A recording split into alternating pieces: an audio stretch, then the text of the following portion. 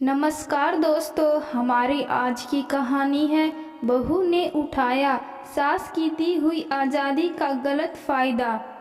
Park में अपने महिला मंडली के सामने सावित्री जी कहती हैं, मैं अपनी बहू को तो कभी किसी बात के लिए टोकती या रोकती नहीं हूँ।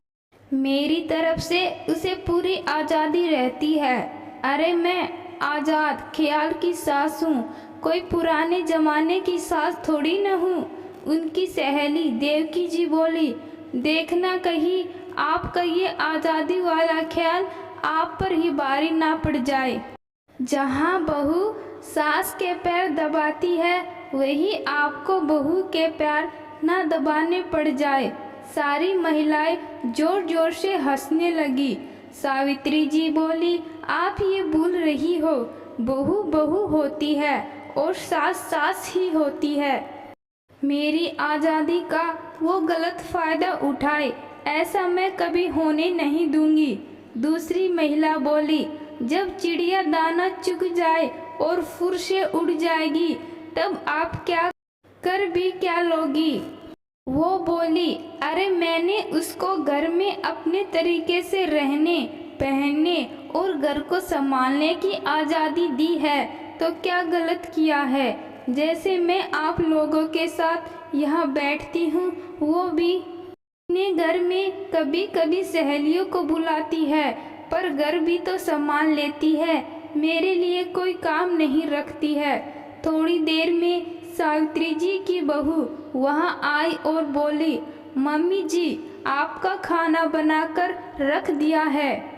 आपके बेटे ने मुझे पिक्चर देखने के लिए टिकट भिजवाई हैं, क्या मैं जा सकती हूँ। सावित्री जी ने बड़े अंदाज से कहा, हाँ हाँ बहू जाओ, पर समय पर घर वापस आना और आते वक्त मेरे लिए खाने के लिए लेते आना।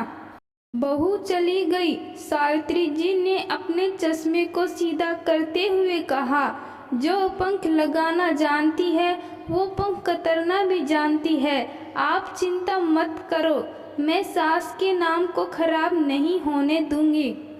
सभी महिलाएं उनकी बातों का मजा ले रही थी। सावित्री जी अक्सर घर की सारी जिम्मेदारी बहू पर छोड़कर महिला मंडली के साथ इधर उधर घूमती रहती थी।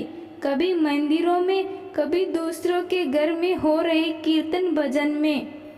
उन्हें पता ही नहीं चलता था कि बहू घर में खाना ना बनाकर बाहर से मंगवा लेती है और सावित्री जी से कहती है कि जो अपने घरों में नौकर चाकर रहते हैं उनकी महिला मंडलियों में बड़ी शान होती है। सावित्री जी भी बहू की बातों में आकर घर में 2-3 नौकर लगाकर रखती थी। धीरे धीरे बहू का बाहर आना जाना बढ़ता ही चला गया। एक रोज सावित्री जी को सहेलियों को घर में कीर्तन करने के लिए आना था। वो बहू से बोली, प्रसाद और सभी सहेलियों के लिए खाने पीने का इंतजाम करके रखना। बहू ने उस वक्त हाँ कह दिया।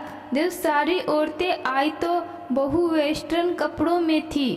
सावित्री जी बोली, बहू ये कपड़े आज के लिए सही नहीं है, तुम बदल लो। सभी औरतें उनकी बहू को देख रही थी। बहू बोली, मम्मी जी मुझे क्या पहनना है नहीं पहनना है ये मुझे आपसे जानने की कोई ज़रूरत नहीं है। मैंने नौकरों से कह दिया है, वो प्रसाद बना देंगे और इन औरतों के खाने पीने का इंतजाम वो लोग देख लेंगे। मेरी किट्टी पार्टी है, मैं वहाँ जा रही हूँ। मुझे ये कीर्तन वीर्तन सूट नहीं करता है, ये आपके जैसे बूढ़े लोगों को ही सूट करता है। इतना कहकर वो चली गई। सावित्री जी का मुंह खुला का खुला रह गया। सारी औरतें आपस में फुसर फुसर करने लगी।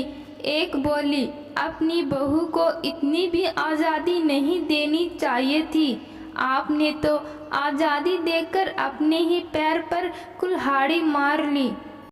दूसरी औरत बोली, कुछ नहीं बहू, नवजात बछड़े जैसी होती है। बछड़े को खूंटे से बांधकर ही रखना पड़ता है, अन्यथा बछड़ा उस आज़ादी का गलत मतलब समझ लेता है। आगे आप खुद समझदार हो। इतना कहकर सभी औरतें वहां से चली गई। सावित्री जी के पति सुनार थे, बेटा भी उन्हीं के साथ काम करता था। वो दोनों सुबह जो घर से निकलते थे तो रात में ही आते थे। सावित्री जी ने सारी घटना अपने पति को बताई। पति ने कहा, तुमने जरूरत से ज़्यादा उसे छूट दी, उसने उसका गलत मतलब निकाला, इसमें गलती तुम्हारी भी है। तुमने अपनी सारी जिम्मेदारी से छुट्टी पाने के लिए अपना काम भी उसे सौंप दिया। अब तुम मुझसे क्या चाहती हो?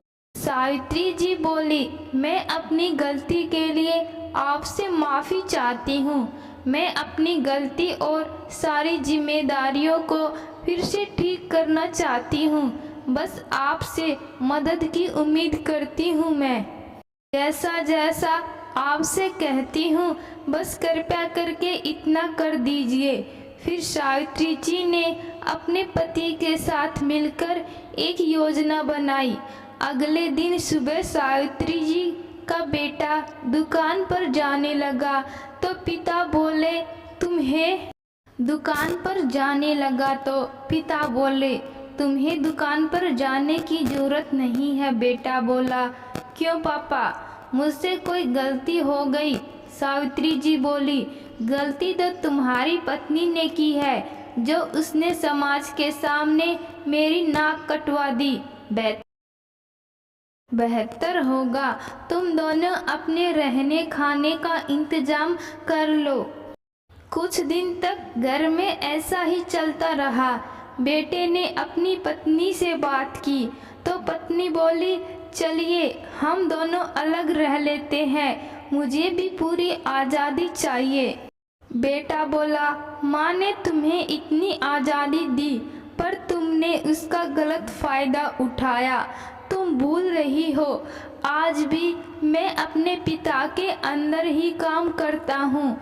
इस संपत्ति पर मेरा कोई भी अधिकार नहीं है। बहू का दिमाग घूमा।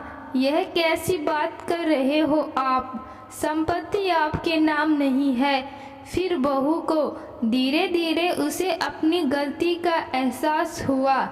तब उसने एक पल भी देरी नहीं की और अपनी सास के पैरों को पकड़कर बोली, मम्मी जी, मुझे माफ़ कर दीजिए, मुझसे बड़ी गलती हो गई जो मैंने आपकी दी गई आज़ादी का गलत फ़ायदा उठाया। सावित्री जी बोली, ये सब भी तुम्हारा एक ही नाटक है। बेटा बोला, नहीं माँ, ये अपनी बातों के लिए बहुत शर्मिंदा है। मैंने इसे समझा दिया है, आगे से ये कोई गलती नहीं करेगी। सावित्री जी और उनके पति हंसने लगे। बेटा बहू दोनों उनको देखकर हैरान थे। सावित्री जी बोली, बहू, मुझे तुम्हें कोई सबक नहीं सिखाना था, बस ये समझाना था कि अपनी आज़ादी का गलत फ़ायदा मत उठाओ। तुम्हारी इस गलती में मैं भी बराबर की हिस्सेदार हूँ। अपनी जिम्मेदारी तुम्हें देकर मैंने भी आज़ादी का गलत फ़ायदा उठाया था। माँ बाप बच्चों को खुद से अलग करके उन्हें नहीं बल्कि अपने आप को भी सज़ा देते हैं, तो मैं ये सज़ा तुम लोगों को कभी नहीं दूंगी। वो आगे बढ़ी और बहू को गले से लगा लिया। धीरे धीरे सब ठीक हो गया। सावित्री जी और उनकी बहू को अपनी गलती और जिम्मेदारियों का एहसास हो गया।